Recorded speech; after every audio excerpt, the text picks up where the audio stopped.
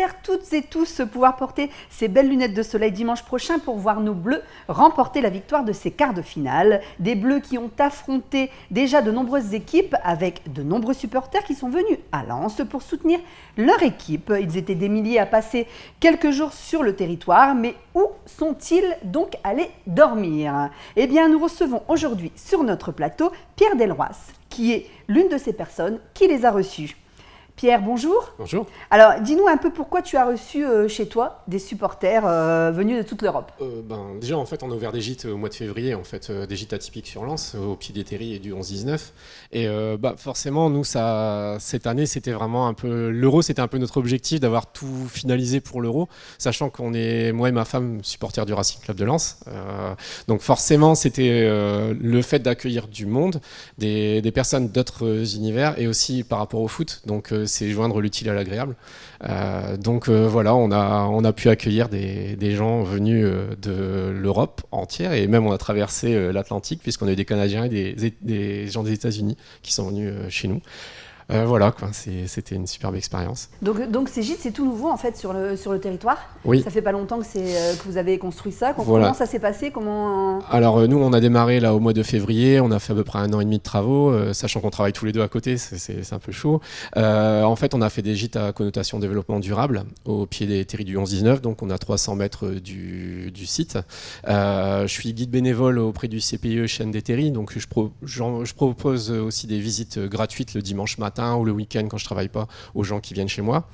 J'ai fait un bain nordique moi-même. Voilà, on a axé ça sur le développement durable et aussi sur la région, puisqu'on a fait travailler avec nous que des gens de la région. Donc on a vraiment essayé de mettre une identité régionale bassin minier surtout. Et puis voilà, aussi sur le développement durable pour être en cohérence aussi avec le site du 11-19. Et puis voilà, parce que notre territoire a été un peu martyrisé pendant un an d'activité industrielle, un siècle pardon, d'activité industrielle intensive.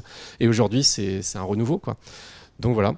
Ça s'appelle les gîtes de l'école buissonnière. Tu Oui. peux nous expliquer pourquoi ce nom? Alors l'école buissonnière, pourquoi? Parce qu'on est au cœur de la cité 11, qui est classée, et on a racheté l'ancienne maison de directeur d'école, et donc on est dans le jardin. Les gîtes sont implantés dans le jardin de l'école, ce qui était le jardin de l'école à l'époque.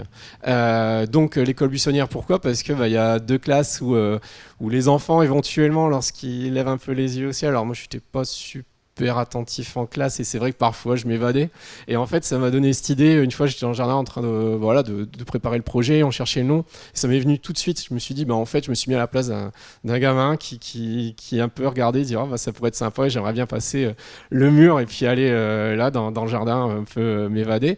Et donc les gens, lorsqu'ils viennent ici, c'est prendre une petite parenthèse en fait. Et donc l'école buissonnière, on a tous envie un peu à un moment donné après le travail, donc pour des professionnels qui après veulent se reposer, des gens qui viennent en week-end, de faire l'école buissonnière, c'est-à-dire un peu oublier le stress quotidien, et puis et à Lens qui est quand même assez étonnant pour surtout des personnes extérieures, parce que on l'a vu nous avec l'Euro, on a vraiment et ça je le dis, je le redis, et ça me fait plaisir. On est fatigué, on a mis tout ce qu'on avait, mais les retours c'est extraordinaire, parce que ici les gens n'ont qu'une bonne surprise en fait. Ils ont tellement une image parfois un peu négative qu'ils arrivent là et ils se disent mais en fait c'est génial, on est venu pour une nuit ou deux.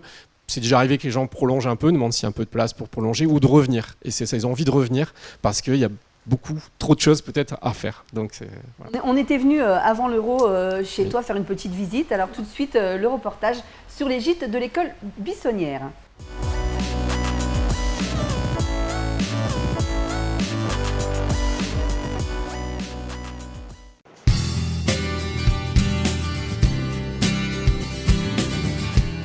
Ils sont enfin arrivés au bout de leur projet et de leurs rêves. Pierre et Elsa étaient en plein travaux quand nous les avons rencontrés au cœur de leur gîte de l'école buissonnière.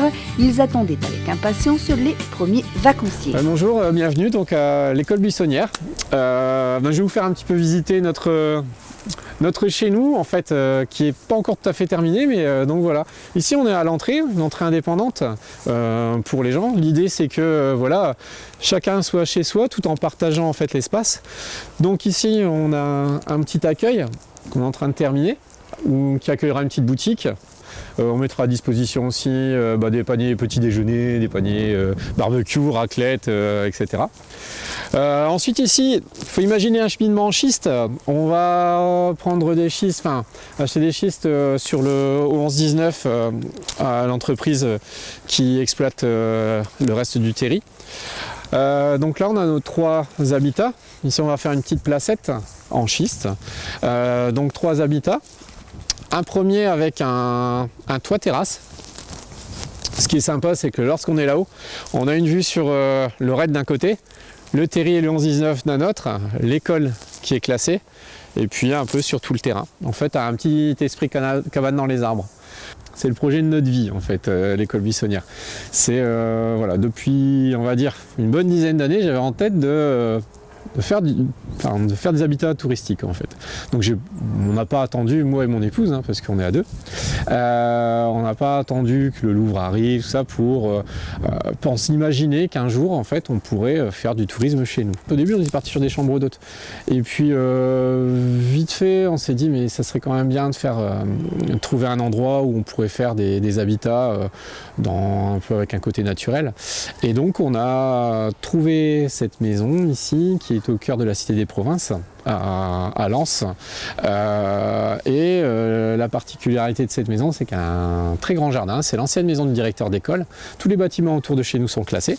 Et donc, on a retapé toute la maison pendant 1 an. Et depuis 1 an et demi, on est en travaux pour monter nos 3 habitats. 3 habitats qui sont à vocation donc développement durable, on va dire écologique. Et lorsque ça partira, on reviendra dans le terrain redeviendra comme il était il y a, on va dire, dans 50, 60, 70 ans, voire un siècle, on ne sait pas. Et donc, tout redeviendra comme avant.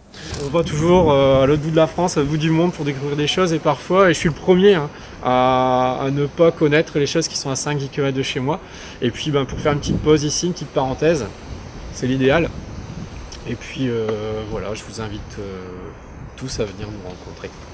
Vous serez les bienvenus pour ce projet-là et pour les autres. Voilà, et pour les autres, parce que on va pas s'arrêter là. Non, il y a beaucoup d'autres. On va se lancer dans les habitats mobiles, ça avec Olivier, en fait, on va s'associer, parce que ici, c'est une histoire de rencontres, de belles rencontres. C'est ça, voilà. Exactement. Et puis, on veut faire des rencontres avec des gens qui ont rien dans les gîtes. Les gens comme Olivier qui a conçu, qui a pensé ces gîtes-là, on s'entend tellement bien qu'on va pas s'arrêter là, et on va essayer de se lancer dans de l'habitat mobile.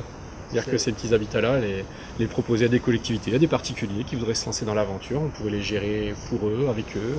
Ouais. Dès 2016. Dès 2016. Donc voilà. On va suivre. Un projet, on appelle un autre, et voilà, c'est le début d'une aventure. Donc, soyez les bienvenus.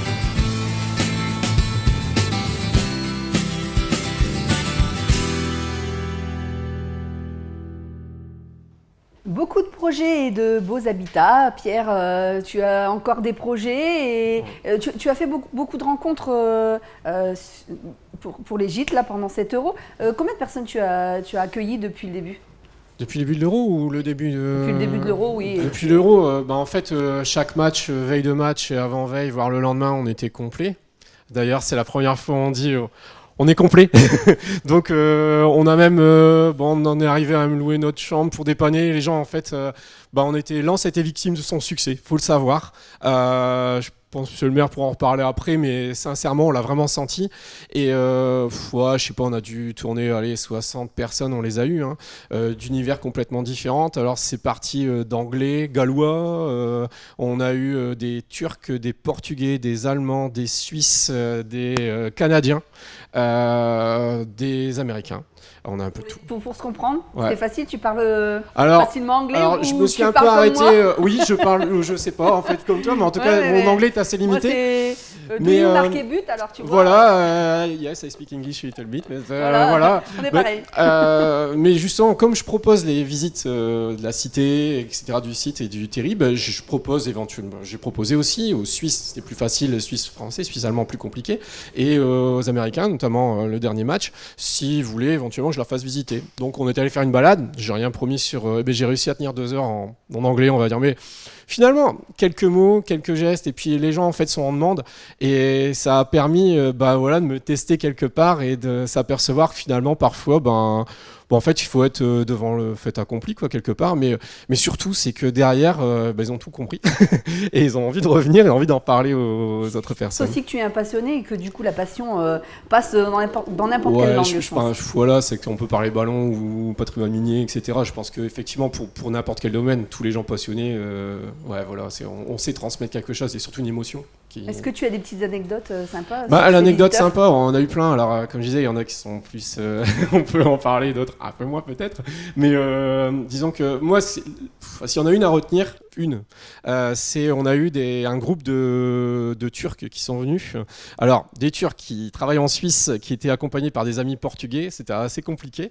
Et on avait d'autres hôtes qui venaient du Canada, qui étaient d'origine turque et portugaise, ils se sont retrouvés chez nous. Ils sont arrivés, la veille il pleuvait, donc on a mangé une pizza ensemble, tout ça, voilà, on était allés chercher, on s'est arrangé. On a regardé le match ensemble, je reproposais d'aller à la maison. Et puis ils avaient 2 tickets à vendre. Donc il me dit, tu connais pas des copains? Je dis, demain je ferai le tour, tout ça. Puis à la fin de la soirée, je dis, non, demain vous venez avec nous au match. Je dis, non, je voulais pas. Donc finalement, ils nous ont invités au match. Et puis on a fait toute une après-midi avec eux. On s'est retrouvés en tribune turque dans ce qu'on peut appeler le COP turc. Dans mon stade, je pensais pas aller à Bollaert pour l'Euro. Voilà, je m'y suis retrouvé et c'était génial. Et depuis, en fait, on est en contact. Ils veulent revenir. Il faut savoir que Lens, ils le connaissent. Et le soir, je lui ai fait une petite tournée des bars, quoi, voilà, et j'ai croisé des Turcs. Moi, j'avais pris mon maillot de Lens. Il m'a dit, tu mets ton maillot de Lens, tu nous donnes des écharpes de Lens. Ils sont allés avec des écharpes de Lens dans l'Euro. Donc, ils sont rentrés dans le stade. Et moi aussi avec mon maillot. Et j'ai croisé des Turcs en ville. Et il y a un Turc d'Istanbul qui m'a croisé. Il fait, hey, maillot Tony Vérel. Le mec, Tony Vérel, c'est un ancien joueur de chez nous. Mais je dis, comment tu connais Tony Vérel? Mais je connais. En fait, Lens est très connu au niveau. Alors là, c'est des amateurs de foot, mais c'est vraiment connu. Et beaucoup veulent venir voir un match ici. Donc ils ont pris date. Et là, on se renvoie des messages depuis. Ils ont pris le boulot. Ils m'ont envoyé des petits SS en disant, on a la nostalgie de Lens. Parce qu'ils auraient fait plusieurs stades en France. Ils finissaient par ici. La plupart ont fini par ici. Et ils m'ont dit, c'est un petit stade. Mais il y a une super ambiance, enfin, c'est vraiment comme la ville, c'est très convivial. C'est vrai que c'est une des dernières villes où le stade est en ville, quoi. Et voilà, s'il y a une anecdote, ça peut être ça, mais j'en ai plein d'autres. Bon, en tout cas, ça avait l'air très sympa. Merci Pierre, c'est à moi très qui bientôt. vous remercie. Oui. Je peux juste ajouter quelque chose, c'est que je viens de revoir le reportage que vous avez tourné il y a quelques temps. Alors aujourd'hui, les travaux sont finis, mais je tenais à vous remercier pour d'avoir fait confiance quelque part, d'être venu nous voir. Tout le monde n'a pas forcément fait en télé, etc. médias. Et je tenais vraiment à vous le remercier et ça m'a fait tout bizarre. Donc voilà. Mais de rien, mais les endroits sympas et sur Lens, il y en a beaucoup, mais on tenait à t'avoir comme invité sur le plateau.